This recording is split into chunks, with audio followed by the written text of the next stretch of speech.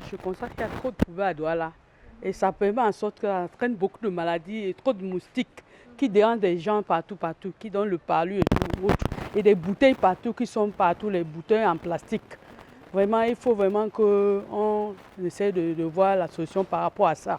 Pour que ça permet d'éviter des maladies et ça pourrit aussi l'atmosphère et tout. C'est tout ce que j'ai à vous dire. Salut à tous et bienvenue. Avez-vous été à Douala ces derniers mois ou êtes-vous résident de cette ville qui bouillonne d'activités économiques? Qu'est-ce que vous avez constaté? Eh bien, Punchy a décidé d'y faire une petite balade et dans cette capsule, je partage avec vous ce que nous avons vu, entendu, senti et même ressenti. Douala est la capitale économique du Cameroun, une ville de près de 5 millions d'habitants en 2024. Dans la majeure partie de l'année, il fait chaud. Pourtant, c'est une zone d'une pluviométrie assez abondante. Entre juillet et octobre, on assiste au pic de la saison pluvieuse, comme en ce mois d'août où la caméra de Punchy se balade dans les rues.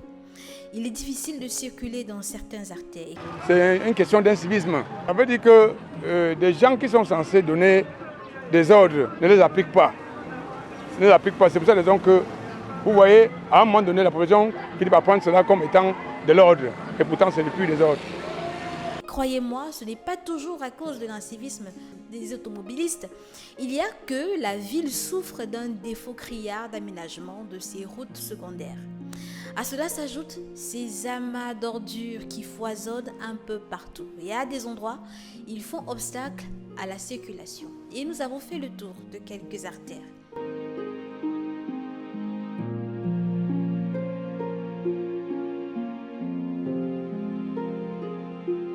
Ici, Makepe Misoke.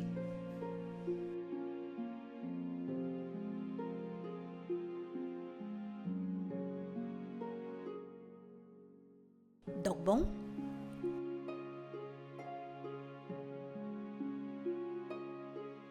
Bonaberi.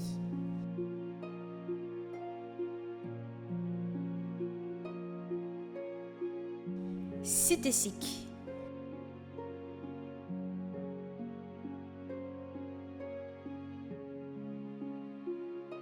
Deido.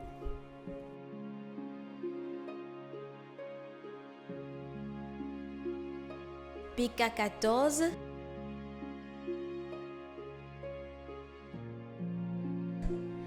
Bepanda.